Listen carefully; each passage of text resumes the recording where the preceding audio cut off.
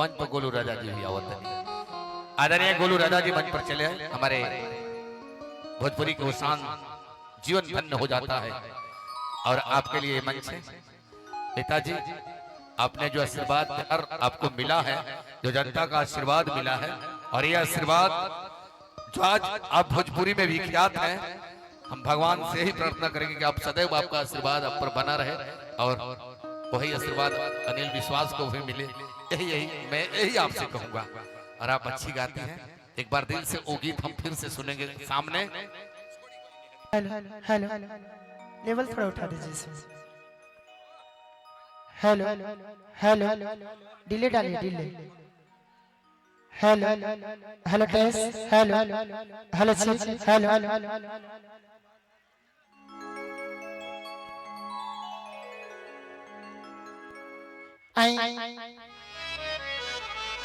आज बहुत खुशी की बात बा। ये बिटिया रानी के जन्मदिन पर हम सब कलाकार उपस्थित हुए जा।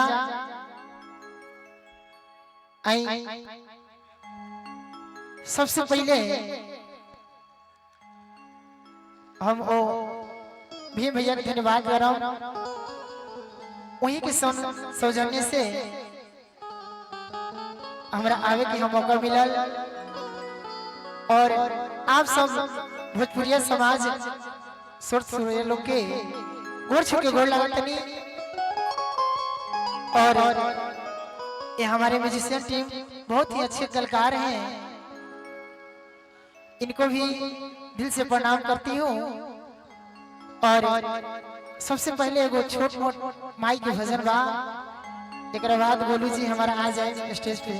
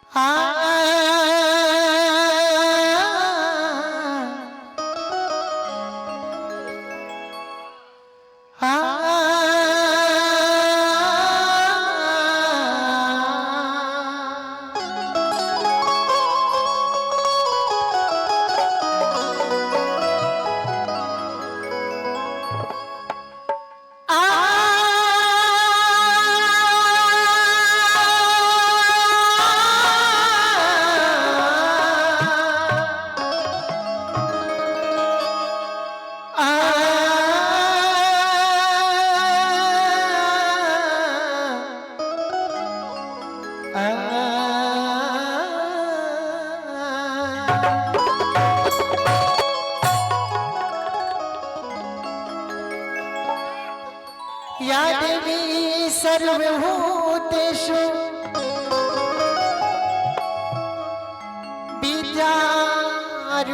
विद्यारूपेण संस्थिता।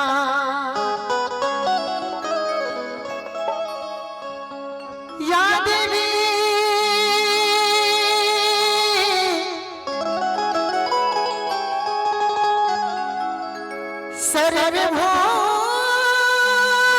सर्वभूतेषु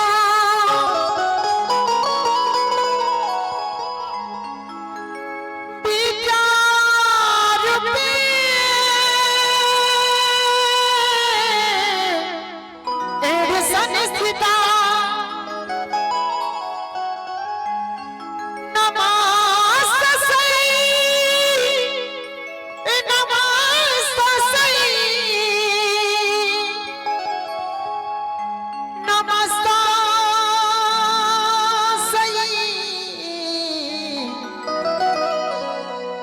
नमो नमः।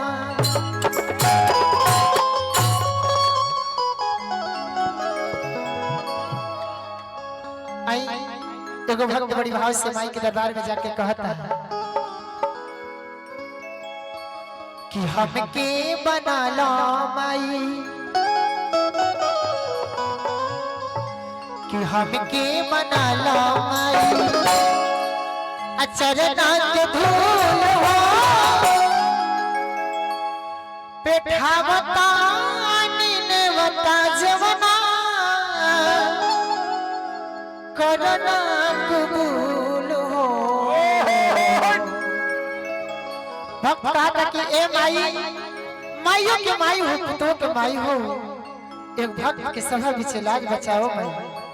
कहता कैसे कि हमके बना लो माई,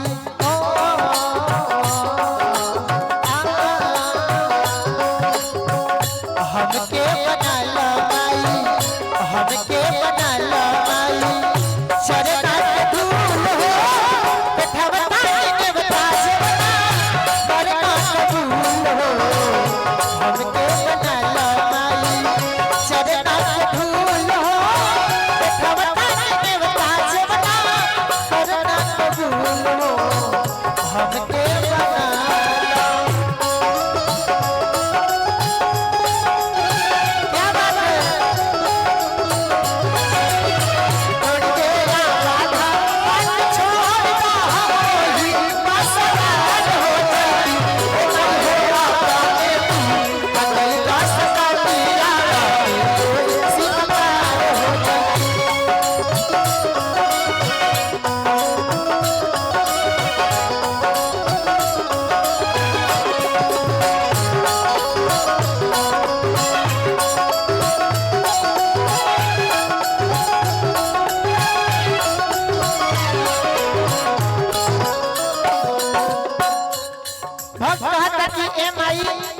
हमरा अन धन दौलत माल खजाना कुछ न चाहिए, हमरा जवन चाहिए तौने हमरा के दे दे माई। भक्त बड़ी भाई से कहता है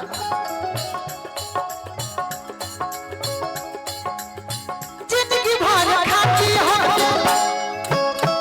ऐसा सुंदर स्वागत कि संगीत माई आगे आगे भर दो।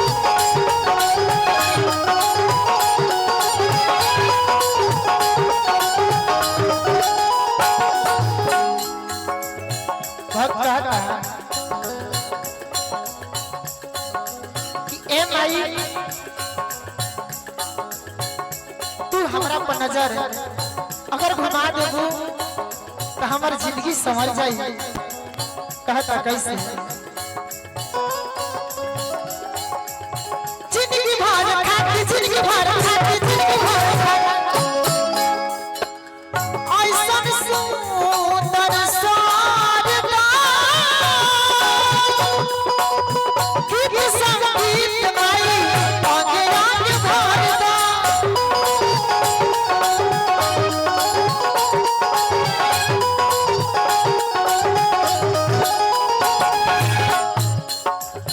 हमके बना लो माई,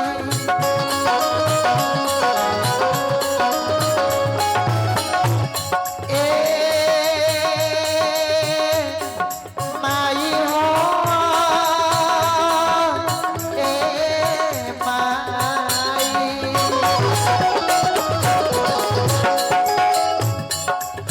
हमके बना लो माई, हमके बना लो माई, चरना के धूल हो बैठवता के देवता जबना करना के धूल हो। हमके बना लो माई, चरना के धूल हो बैठवता के देवता जबना करना के धूल हो। हमके बना लो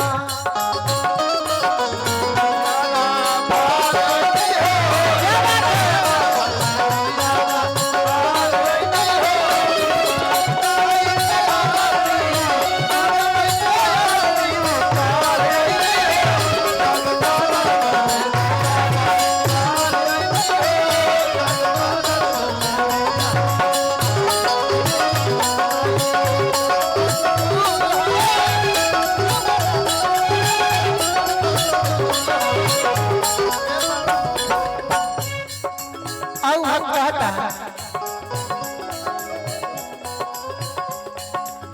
रोवा रोवा माई तोहर कर्जदार बा आ माई भगता के लजिया तोहर बा।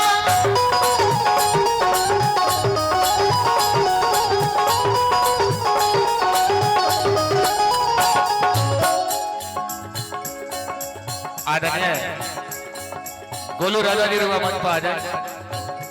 बबीता जी आगुल बनी, विता किन्नर जी, भीम भैया, लोकेश भैया, सबके निहोरा बा कि आदरणीय हमारे गोलू राजा जी के मंच पर बुलावल जाए। तो हम आग्रह निवेदन के साथ बस रुआ से प्रार्थना करब, विनती करब कि आदरणीय हमारे गोलू राजा जी आ जाए। एक बाद भोजपुरी के गोतना चेहरा बबीता जी हमार हेलो शत्रुघ्न भैया, गोलू बेटा से आग्रह होगा अजीत चाचा के कि उनका सामान में हम बबीता सागर के लेके आई नहीं है, ताकि हमरा से कहले रहा कि जरूर लेके आई अजीत चाचा बबीता सागर के। तो हमें से इनकर प्रोग्राम छोड़ा करके आज नोखा में लेके आई नहीं है। तो हम चाहब कि गोलू राजा जल्दी से जल्दी आके अपन मंच संभारा। चल अब अजीत भैया बोला बता रहे बबीता जी आवत नहीं, तब तक एगो भोजपुरी मिजाज में हमारी ब्यास जी आवत रहे। है